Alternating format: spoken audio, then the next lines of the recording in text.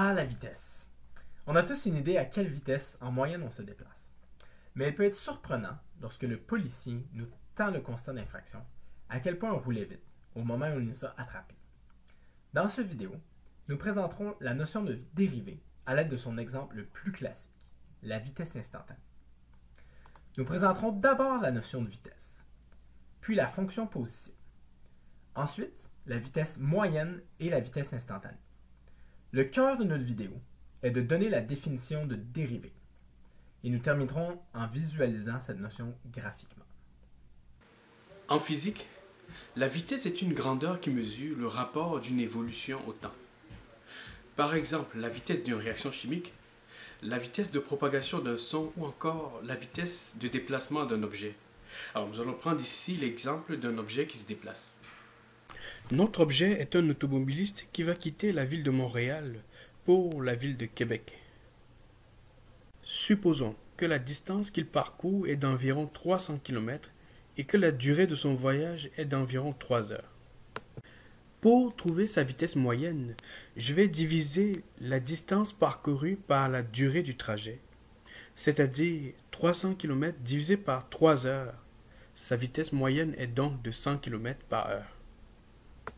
Plus généralement, pour une distance parcourue delta x, pour un temps delta t, alors la vitesse moyenne est donnée par v égale delta x divisé par delta t.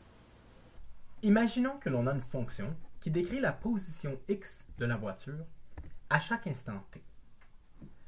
Par exemple, x de t est égal à 2t².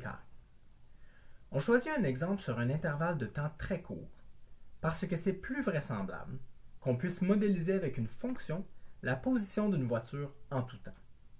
Ainsi, au temps t est égal à 0, la voiture est à une position x est égal à 0.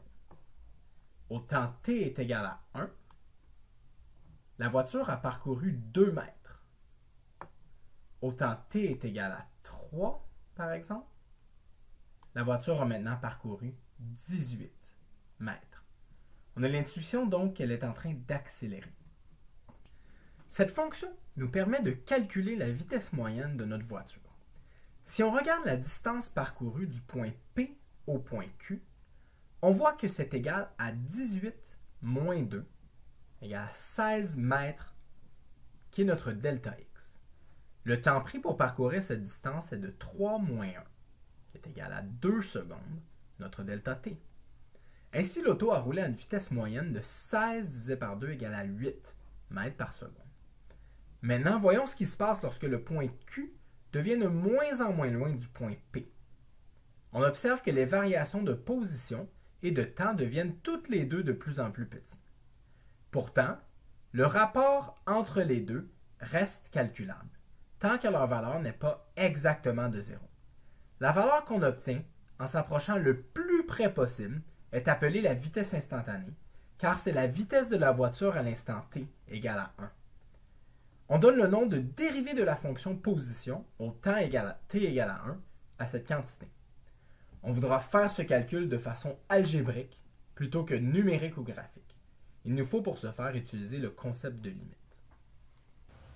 Considérons une fonction qui dépend d'une variable t et deux points d'abscisse t et t plus h.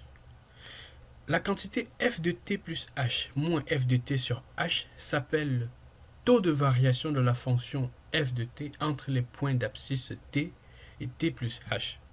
Par définition, la dérivée de la fonction f de t, notée f' de t, est donnée par la limite du taux de variation f de t plus h moins f de t divisé par h lorsque h tend vers 0.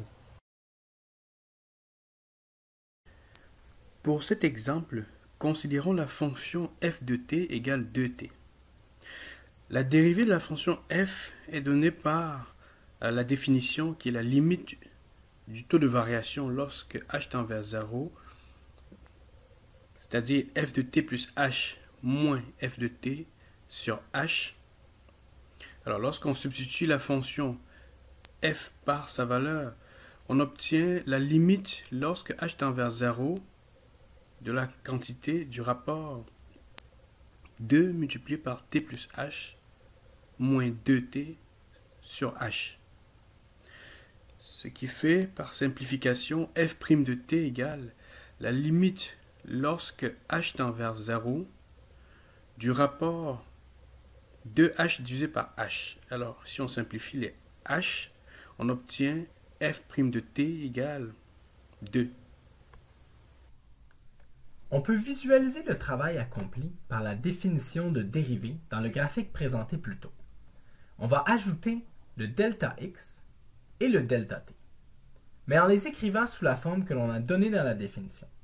Si l'on désire trouver la dérivée de la fonction f de t est égale à 2t carré, évaluée au point 1 f de 1, qui est ici le point 1, 2, alors à partir de la définition, on considère un point Q à une distance delta t est égale à h, plus loin.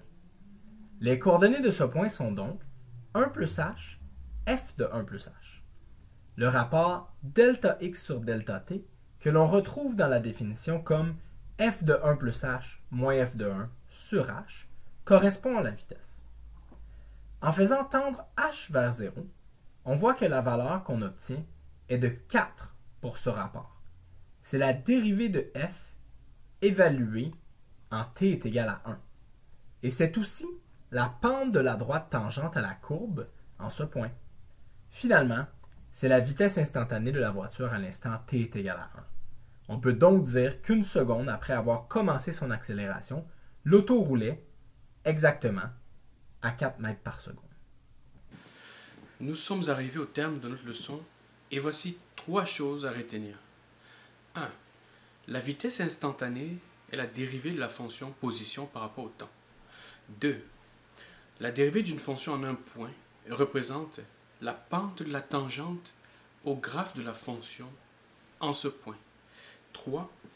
La dérivée de la fonction f de t est définie par l'expression f' de t est égale à la limite lorsque h tend vers 0 du rapport f de t plus h moins f de t sur h. Dans la prochaine leçon, nous verrons le calcul de la dérivée pour les fonctions élémentaires et les différentes techniques de calcul de la dérivée pour les fonctions plus complexes.